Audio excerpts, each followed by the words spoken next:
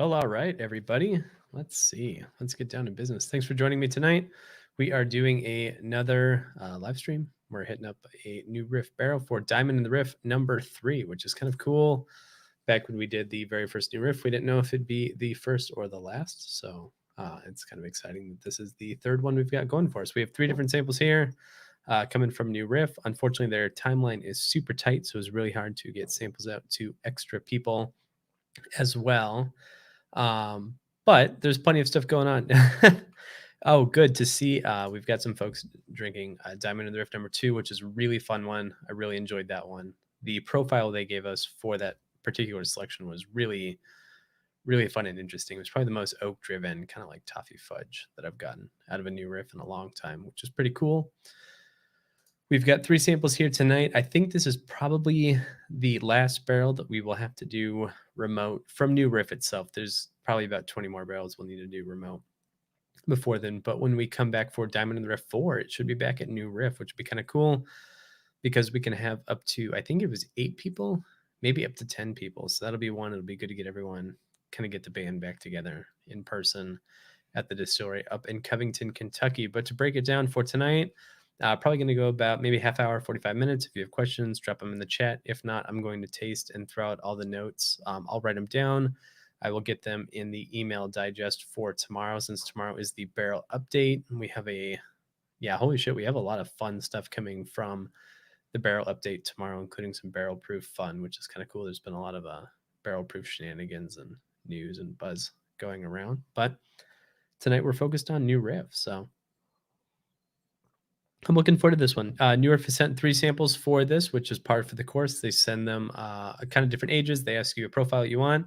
Previously, we had a very citrus, very peppery, very kind of toffee forward for Diamond in the Rift. Diamond in the Rift 2 was much like a cocoa pepper, like really rich and fudgy. And for this one, I said, hey, give me the most oak and tobacco that you have, and we'll kind of see what comes out of that. Let me check. There we go. Cool. We've got some good settings here, and we'll go ahead and we'll dive on in. So the first barrel they sent us is 1633102, which was distilled on November 28th of 2016. So about 4.5 years old at this point, which is pretty on brand for them. Second barrel is 170744, which is February 3rd of 2017. So a little on the younger side, not too crazy. And then the final barrel is 163445 from December 5th of 2016. So a kind of nice spread. We're looking at between, I'd say, like 3 3/4 years. Yeah. No, we're actually, we're 4.5, and just shy of 5. So a pretty good spread overall, which is fun. So let's go ahead and dive on in. For anyone, this is primarily for recording, so I can post it later for people who are interested. For those of you who are joining me live, thank you. It's fun. If I'm going to record this anyways, it's kind of fun to do it live and see who pops into the chat. And for anyone who hates video and hates listening to this stuff, the written notes will be up in the email tomorrow, as well as up on our bourbon. So let's kick off. I've poured a little bit of the first sample, which is 3312. That's from November 28th of 2016. I have that here in my glass, and I've kind of been letting it breathe a little bit. This one seems to be very, let's see, praline on the nose. Like praline, honey, a little bit of citrus, like nothing too super crazy, but very desserty at first with a bit of citrus. There's like a nice oak tone to it. There's some caramel, there's some creme brulee. So like really sweet, really not too like old or funky or dirty or tobacco-y, but really sweet, bright, light citrus to it.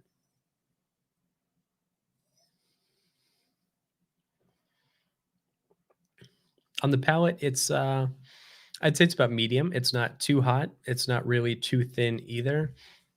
There's actually quite a bit going on. This reminds me, I'm trying to think how many people generally have Pop-Tarts. Like it has that nice like pastry and icing combination to it. So it's sweet. It's on the lighter, more buttery side of things.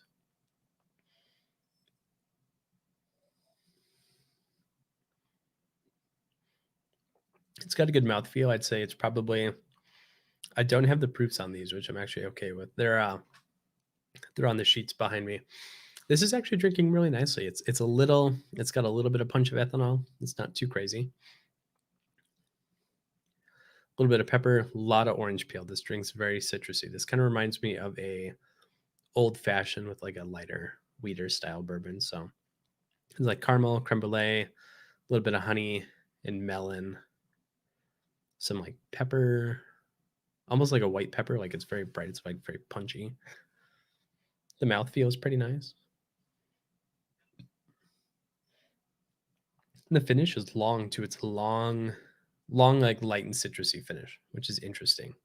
Really enjoyable. It for being the oldest, it actually surprises me. And this is very punchy in the peppery direction, which is like really fun. Particularly, there's a lot going on. I haven't had one that's this reminds me very much of like a Russell's Reserve and like that punchy citrus, like pepper, like a light rising dough, kind of fun. So interesting. I'll have to come back to this one, but overall, quite a bit of character to it. Usually I use 3 different glasses, but it's kind of fun to cycle through the 3 for this evening because I need to do dishes. So for everyone joining us, that was the first barrel. That was 11/28/2016 distillation date. Barrel number 2 is from February 3rd of 2017, so a little bit older, but the interesting thing about New Riff, and they've always done this, even from the day we stepped foot on campus for the first pick, they're always between 4 and 5 years. I've not had anything older than 5, which is kind of an interesting contrast to the smooth ambler that we've done. That some are 4, some are 5, a lot are 6 now. Like 6 was unheard of a year ago. New Riff is like really keeping things close to that 4-year mark. Like you're very lucky if you can get across 4.5, which I think is extremely interesting because we know that they have just tons and tons and tons of stock and stuff. Interesting. So this is barrel 2. Quite a bit more fudge on this one. Quite a bit more cocoa, honey, like almost like a powdered sugar, like plum and tobacco. Interesting. This one's very oaky and like a very nice desserty.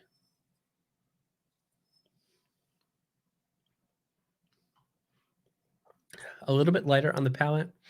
There's some heat. It's not too much heat, but it definitely drinks closer to that 50% mark. I'd even guess like 48 to 52 blind.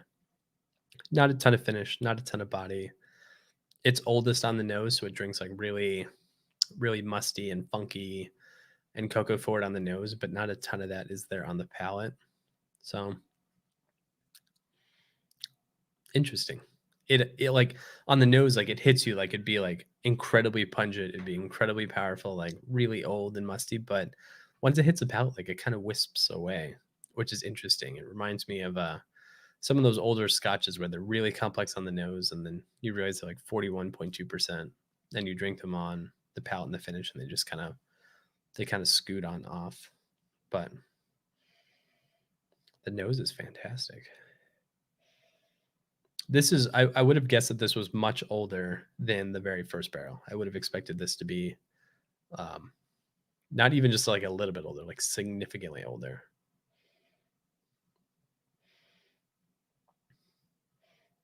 Interesting.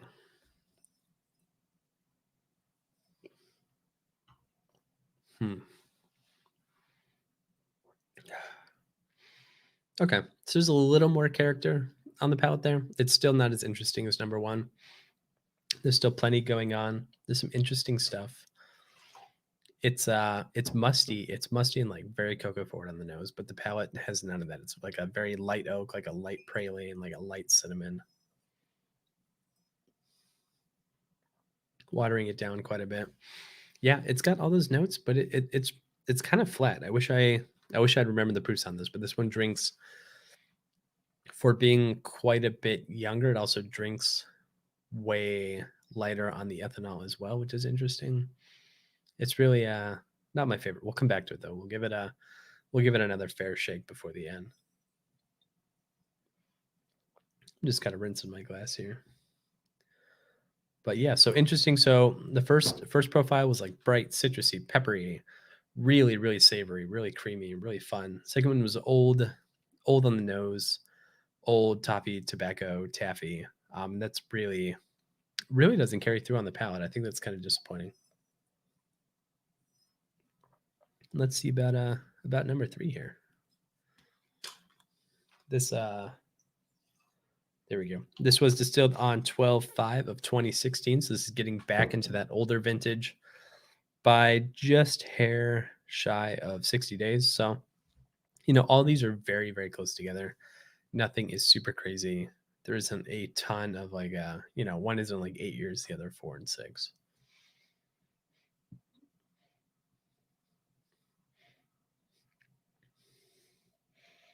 Oh, interesting. Okay, so sample 3 on the nose is very creamy. This almost reminds me of like a cheesecake. It's rich, it's fruity. It has some of those light dairy notes. This reminds me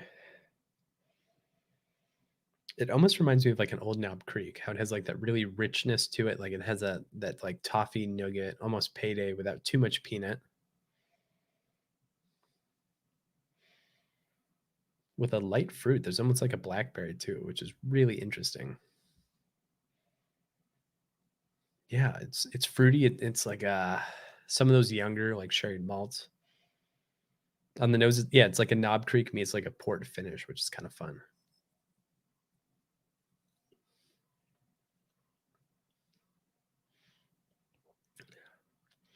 Oh, and that's nice too. That's rich on the palate.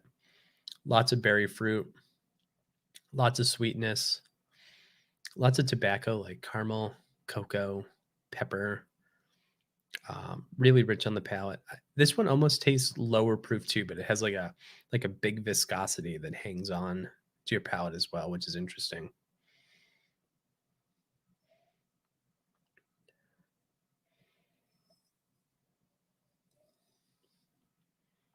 Hmm.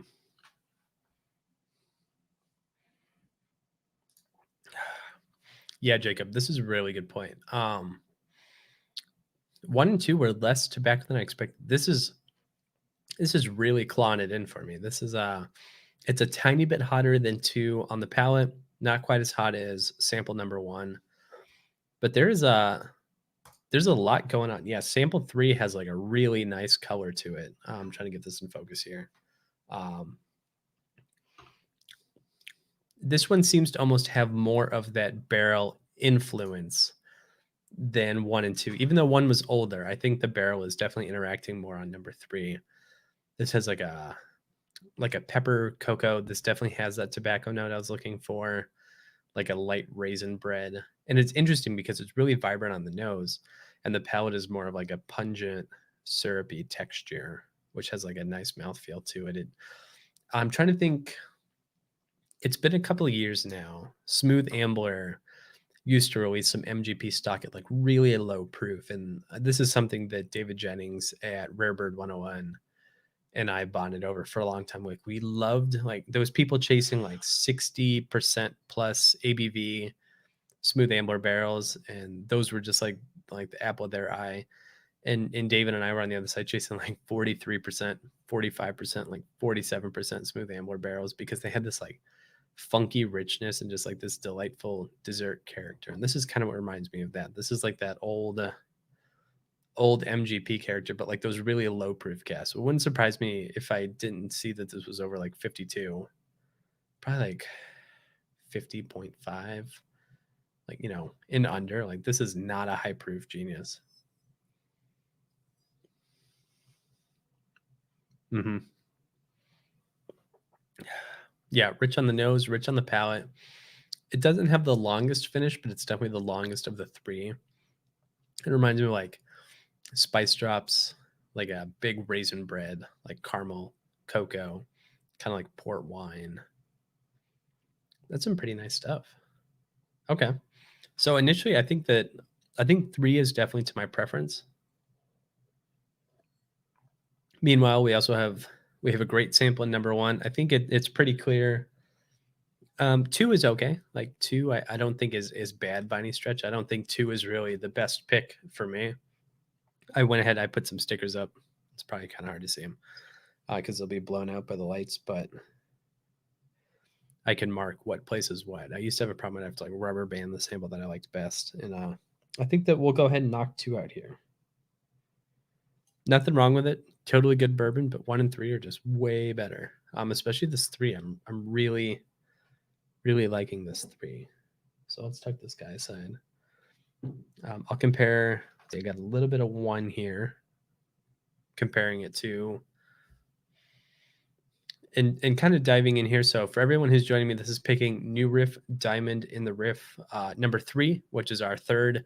So we did one in 2019, one in 2020. This is going to be 2021. This will actually not be the only New Riff we do this year. We will do at least, we'll do at least 3 more. Another one will be a Diamond in the Rift 4, which will be our first kind of like double Diamond in the Rift year. And then we'll do 2 more through 2 other retailers. So lots of New Rift coming, which is kind of cool. I'm really happy that we get to keep these as close to MSRP as possible, which is great because some people love to like mark up their picks, or, you know, you have to buy into a Patreon first. Overall, I typically have liked New Riff at a higher proof, which is a really great question from Devin Shop here. Historically, I have enjoyed them more at higher proof, but these ones have a lot of richness, and there's nothing to say that they couldn't also be high proof, but the way I'm tasting them, they are hitting me as if they were probably on the lower end of the spectrum, which is totally cool. I think that's totally fine. I don't really mind, like, proof has always been a vehicle for flavor to me. So if something is drinking extremely well and it has a ton of flavor and a ton of richness and like a ton of body and it's lower proof, that doesn't particularly bother me. I know a lot of people chase higher proof because it, you know, most likely has the best opportunity to have more flavor, but you know, not all cases that's true. Like here, I think the high, like 1, if I had to guess, is the highest proof. 2, which I've kind of struck out here, I think is the lowest proof, but 3 I don't think is much higher than number 2. It just has so much body, it has so much richness, so much character to it. Yeah, revisiting 3 here, it's like kind of hard not to just call it. This has like it almost reminds me of like cream cheese frosting, like blackberry, big like cocoa, toffee, tobacco notes. This is the most tobacco of the 3, which is kind of a profile. Is interesting to see if like New Riff could manage to hit on, because they're so young. Like we get a lot of big tobacco notes and like old sherried scotch, but that, you know, that's been hanging out in a barrel for like 20 years, 25 years, 30 years sometimes. It's a little bit harder to pull off, especially with their entry proof and like their climate in Kentucky and their mash bill and stuff. Like, you know, I didn't expect you to get something extremely tobacco forward, and that's definitely not the case here, but it's totally enjoyable. And it has those big notes. Yeah, there's some orange peel, yeah, like blackberry, caramel, cream cheese, tobacco, raisin bread. There's almost some brown sugar, like a brown butter. It's opening up really nicely on the nose. It's I think if there's just like this would have been great if there was a little bit more rye in the mash bill to like give it like a spicy punch, but this is all dessert all day from a bourbon perspective. And it's drinking really nicely too.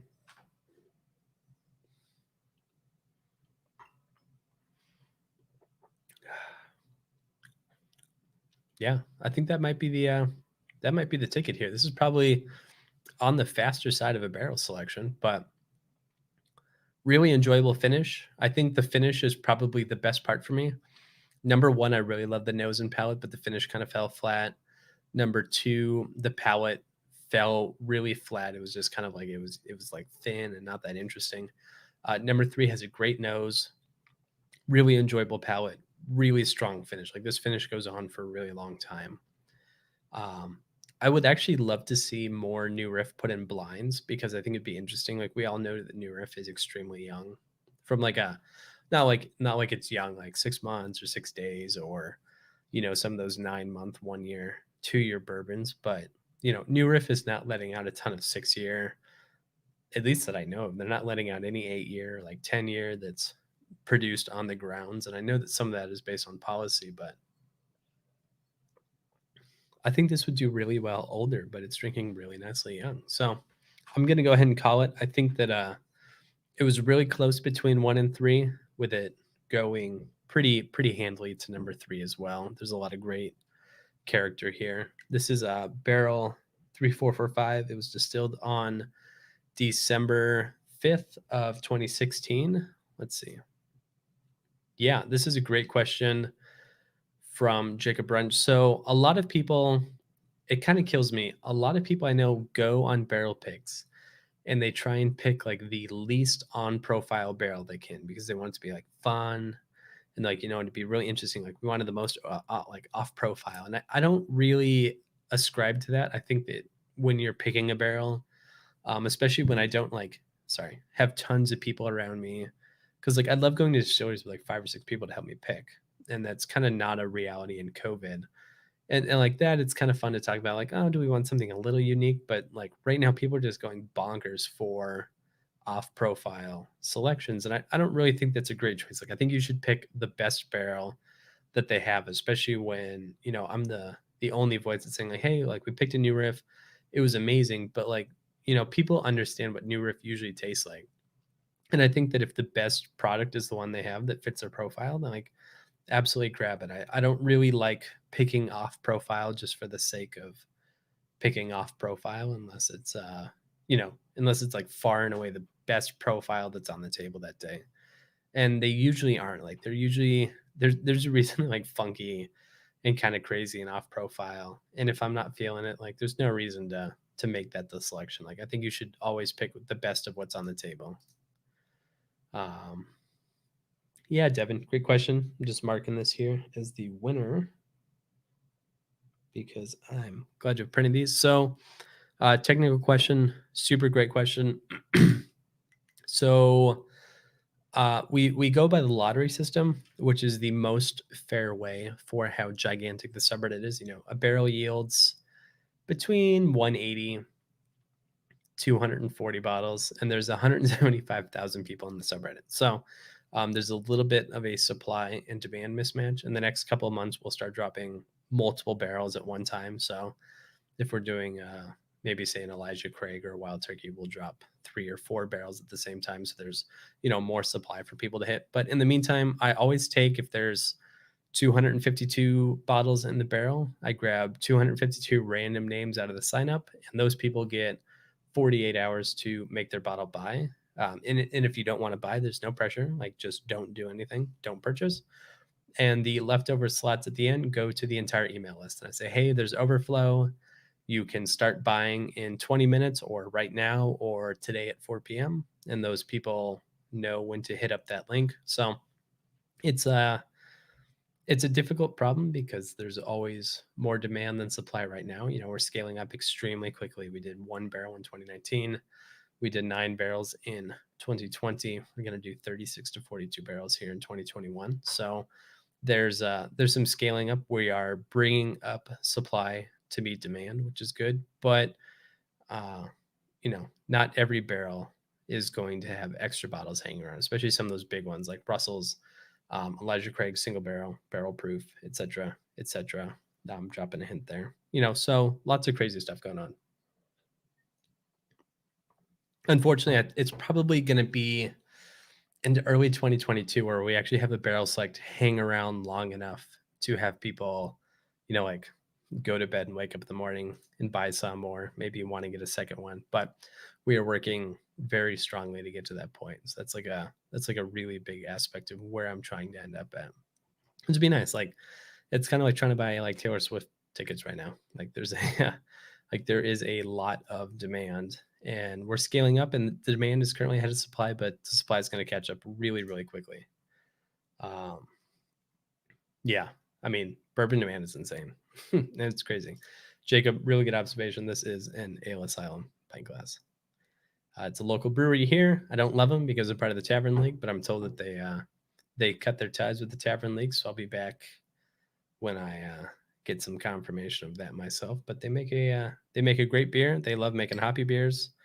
Their motto is brewed in Madison, but fermented insanity, which I think is kind of funny. So cool. We are rolling up here on the top of the 30 minutes. So not quite an hour. Usually I have like 5, 6, 8, 9 samples, whatever, but this was pretty quick. So just to kind of wrap up, sample 1, really nicely brighter, fruitier, more citrus profile, tons of pepper, a little less oak, a little less body. Sample 2 had an amazing nose, but just could not follow through on the palate and the finish. Really muted palate, really brief finish. So like a champion on the nose, and just kind of went downhill from there. Sample 3, my favorite. This will definitely be the selection. It was distilled on December 5th of 2016. Really great tobacco, kind of like spice drop, raisin bread character, coffee, toffee, cocoa, like a light pepper across the finish. Really rich mouthfeel, which is awesome. So I'm looking forward to this to being Diamond in the Riff number 3. And so later this year, we'll have Diamond in the Riff number 4 come. I will try and get a bunch of you guys up to New Riff to hang out with me, and we'll make that selection. That will probably happen October, November, if I had to guess. But in between that, we have a couple more New Riff coming. So if you don't get an opportunity to buy this one, totally cool. Stick around. I will select some others. Every barrel I can, I'm going to do virtually because I think it's fun. It's really nice to have questions from everybody. It's really nice to hang out, kind of get people's thoughts. Join me on Monday. We're going to have Christian Huber from Huber Starlight. We're doing a Starlight barrel as well, and they have some crazy stuff on hand. So I'm really looking forward to that one. Huber Starlight has the most interesting distilling philosophy I have, in which like consistency is completely out the window, which I think is like kind of fun. But you know, it is what it is. We have some great samples. I've tested them a little bit. I've been tasting a little bit here and there. So I'm looking forward to that. That'll be at 5 p.m. Central, so 6 p.m. Eastern, 4 p.m. Mountain Time, and 3 p.m. Pacific Time. So stop on by, and if you were able to go ahead and get one of the Knob Creek course marshal, drop by at the top of the hour at 8 p.m. Central and join me in Zoom. Well, I mean, I'm not wearing pants for it, but join me. We'll hang out, we'll chat, we'll Zoom and chat, talk about that bottle, talk about other bottlings in the Our Bourbon series, and it should be a really good time. I'm looking forward to it. So thank you, everybody, for joining me. Again, we picked barrel 3445, distilled in 2016, and it's pretty darn good. I'm happy. I think it'll be a fun one to compare to Diamond in the Rift 1 and 2, which is kind of really what it's all about. So I'm going to go ahead and sign off here. Let's see if we have a good outro. A little crazy, but go ahead and join me on Zoom in half an hour, and join me back here on Monday for a Starlight tasting, Tuesday for weekly whiskey, and Thursday for after hours. So have a good evening,